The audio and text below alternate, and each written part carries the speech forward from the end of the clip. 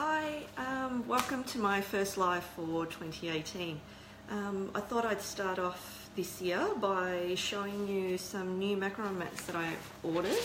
They're very different to what I normally use. So it was a case of, it was one of those orders that I placed before Christmas. Completely forgot about it until I had a parcel arrive at my door and I had no idea what it was. So opened them up and then remembered I'd bought these. So they're very different to what I would normally use. So it is, I have seen some other bakers use these and actually use them for making macarons. So I'm hoping to have a good result from them too. I have made up a batch of macaron mixture here already, so I've just gone with blue today just for it to stand out a little bit. So that's all ready to go, so I won't talk too much because I don't want to leave that sitting in the bowl for too long. What I have done though, just to make it a real test run, I've got my regular silpat mat that I use. This is, you know, most people see these, it's like a rubbery texture that everybody uses. I've been a big fan of them for a very long time. I've been having lots of success and I'd still definitely keep using them. But I'd just like to see how these go. They are a lot thinner. They do feel kind of like material, so you can see they're really flexible. I guess you'd say they're kind of a plasticky material type of feel. They come in two different colours. I don't think they should make a difference on how they bake, depending on colour wise, but just for the purposes of today, I'm going to be using the browny gold coloured one. It's a bit of a reflection, I think, there, but it is more of a brown colour. I think you can see it a bit better there. So I have everything all set up. It is a part 1 video, so tomorrow we're going to be doing part 2 where we're actually going to have the macarons finished and baked. So I'll finish up today when I'm going to put them in the oven. But otherwise, yeah, we'll get started. So I thought I'd give you some macaron tips along the way. If you do have any questions, feel free to post them up as I go along. I do have templates sitting underneath both trays, so they're my templates all ready to go. I guess the first test is I did give them a bit of a wash before I started, and they dry super quick. Normally with my silpat mats, I usually put some rose spirit or some alcohol to actually clean any grease off them. I've done that with my silpat mat already, but I've chosen not to do it with the mat just to see how we go today, to see what the difference is. They are exactly, or a little bit bigger than normal size of the silpat mat. I'm not sure if you can sort of see, they have come out a little bit bigger. You can see the shadow difference, which I don't mind at all. So that actually covers my tray completely as well too. So I do actually also get a lot of questions to what size piping tip I use and what brand. I don't really have a particularly favourite brand. When you get to sort of this size piping tip, which is a size 12 piping tip, brand really doesn't matter too much. When you're doing sort of fine, intricate icing work with royal icing, brands definitely come into play, but when it comes to a size 12, you don't really have to worry too much about brands. I happen to have a Loyal brand that I'm using today, but I use from Wilton, Loyal, Ateco, any of those brands are quite fine. I do use a coupler, so I'm not sure if you can see, I've got a bit of a reflection today. That might be a bit better. I do use a coupler with all my tips. So the most common question I get asked is why my macarons didn't work out, why are they lopsided, and that'll be for 2 reasons. One, if you are using a coupler, make sure that it is on perfectly straight. And second of all, it'll be just your piping. It is a matter of getting it perfectly straight when you do pipe. Definitely it does take practice. I know every now and then I still sort of get a bit of lopsided, and I do get the occasional lopsided macarons, but they're still edible, so I've never heard anyone complain about a lopsided macaron. So we will get started. What I'm actually looking for in testing the new macaron mats is if they actually stay perfectly round. That's one thing I'm really happy about with my Silpat mats, is that they're always a really nice round shape. I notice with baking paper it doesn't get to be as round, they sort of tend to get a bit wonky, so I'll be looking for if these actually do stay round. And also baking time, how if the baking time needs to be increased or decreased. I'm assuming decreased because it will be a lot thinner, or I should say the texture is a lot thinner than what a Silpat mat is. So if you've actually ever seen a Silpat mat, you know they're quite thick. So that's what I'll be looking for. I will be piping on, using the same batch and piping on both mats just to see what the difference is. And tomorrow I'll be coming back with the results, and we'll also be filling them. So let's get started. So I might just sort of put half and half, and I may just fix up the camera. That's it. There we go. So I might,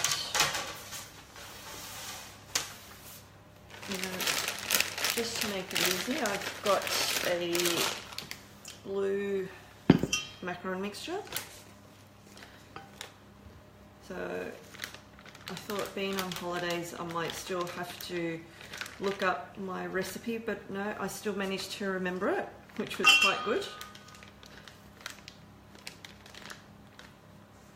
So when you are filling up your piping bag, don't overfill. The last thing you want to do is have the macaron mixture come out over the top. So that's about as far as I'll go. So you can see there's still quite a bit left there. And the main thing to do is not to actually work the mixture from here. This hand is mainly used just to guide, and you can see it actually falling out. This hand is mainly used to guide, and all the pressure from squeezing the macarons actually comes from the top. So I might actually try on the new mat first. It's here. So you can see I try and get as perfectly straight as I can, not lifting the piping bag at all, and actually just going like that. So far so good. It's actually stayed round. The mat doesn't seem to slip around too much, which is really useful because the last thing you need is macarons going all over the place. So we'll just keep going. The good thing I can see as well about this colour, which was my only concern, is I wasn't going to be able to see the template underneath, but I can still see the template, so that's come out really well.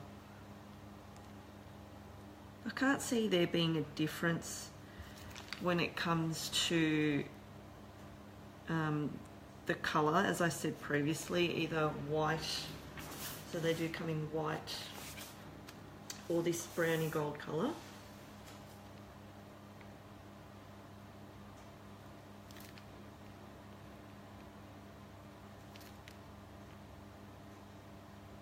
So I thought I'd do sort of one piping bag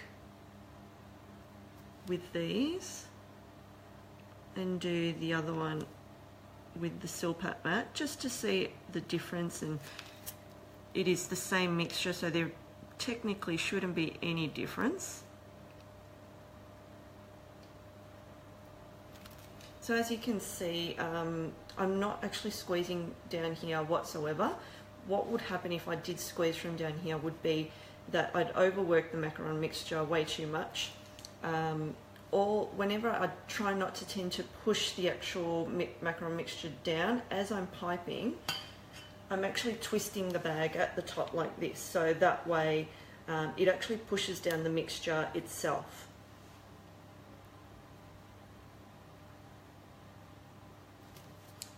So you can see with each one, I'm sort of twisting the bag which actually pushes the macaron mixture down, not lifting the piping bag, keeping it quite low.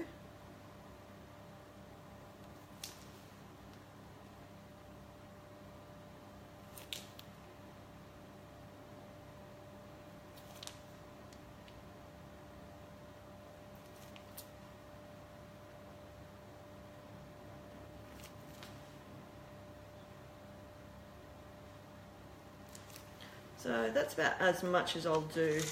I might just finish off these few here.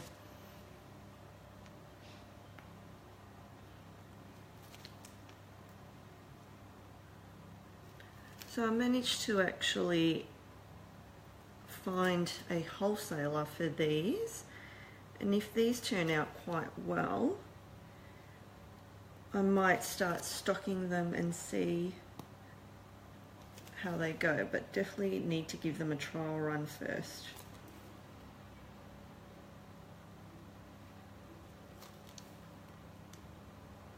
Definitely makes washing up easier, so they tend to dry really quickly. So you can see I've pretty much used that whole bag, just pushing it down by twisting. I don't like to keep opening it and pushing it down, just keep working that mixture or anything like that. So that's that first trial run done for that new mat. I will just take out my template before I forget it, because that's the last thing I want to do, is melt my template. Now the other thing is, I find lots of people, I might just move this one out of the way, lots of people are quite afraid when it comes to tapping macarons. Sort of they give it a little and they expect all the air bubbles to pop out. I'm actually a little bit more, I don't know what the word is, I'd say a little bit less gentle. So I actually get it from a really good height and I bang them down. The last thing I want is just no air bubbles coming through. I don't seem to have too many on this one, so, and I do give it at least 3 or 4 really big drops from onto the bench. So I'm not afraid of breaking the bench, that's fine. So you can see I don't have too many air bubbles, so I won't need to be popping them or anything like that. If I did have any, I would actually just get a toothpick and go through and pop them out. I did get 1 or 2 that came to the surface, but that's about it. I don't want to sort of drop them too many times on the bench, because what will happen is they will get too big. I personally prefer them around a 4 centimeter diameter. Other than that, anything else just looks too big and it just starts looking like a hamburger, and they're supposed to be little petite desserts, not hamburgers, in my opinion anyway. So I thought I'd just do another test run on here to see how we go. Same mixture with a silk batt mat this time. So this is what I generally use all the time.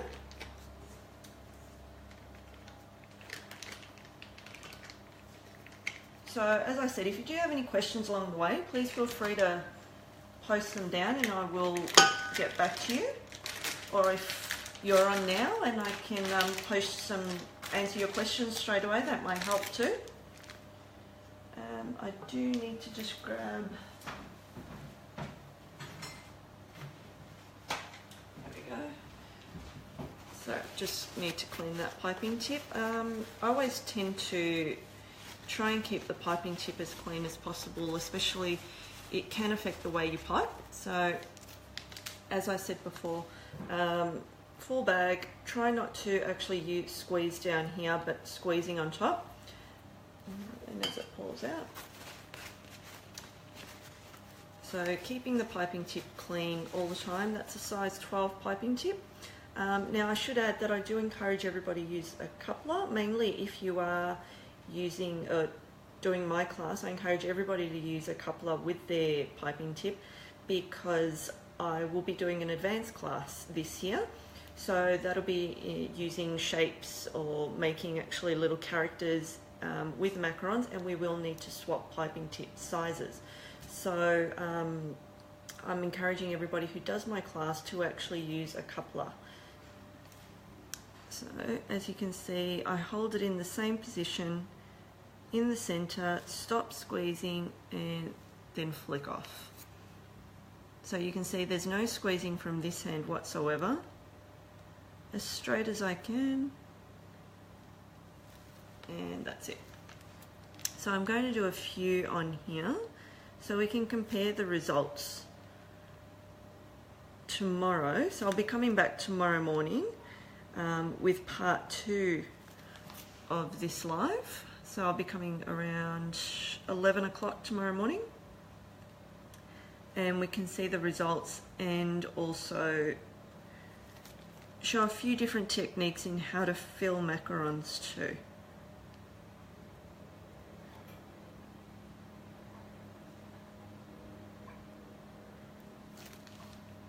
So you can see I'm twisting the top of the bag as I go, which pushes the macaron mixture down. You don't want to work that macaron mixture any more than you have to, otherwise you will just get one big flat pancake.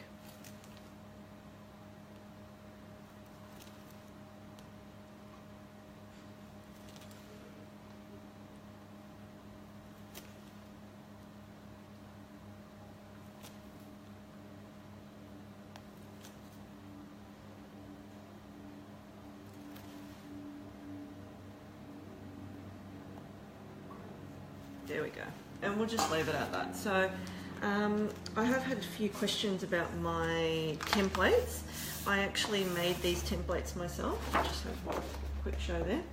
I literally just traced around a little circle that I thought was the perfect size, which was roughly about 4 centimeters diameter.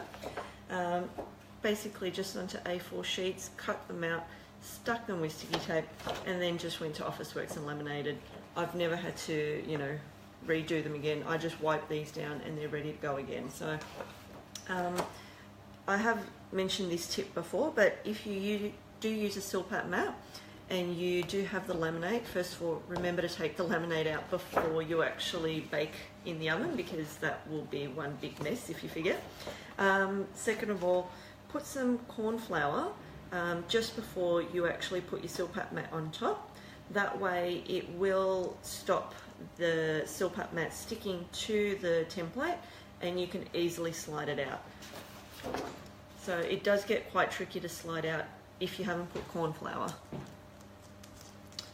So if you're just coming in, I am testing out just a new macaron mat that I bought, which is sitting right here. These are the ones that I've just done on the new mat. It's a fabric kind of like material. It's a reusable fabric, so you can just give it a quick wash, and it does tend to dry quickly. So I did give them a wash before I used them, and they have dried really quickly. So definitely a lot quicker than it would for a silpat mat. With silpat mats, I put rose spirit before I use it, just to get any grease or residue off them.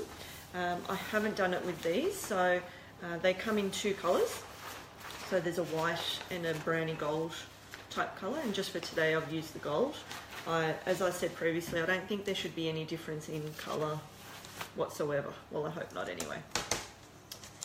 And now, so I've just piped the same macaron mixture onto the 2 just to see the 2 different results.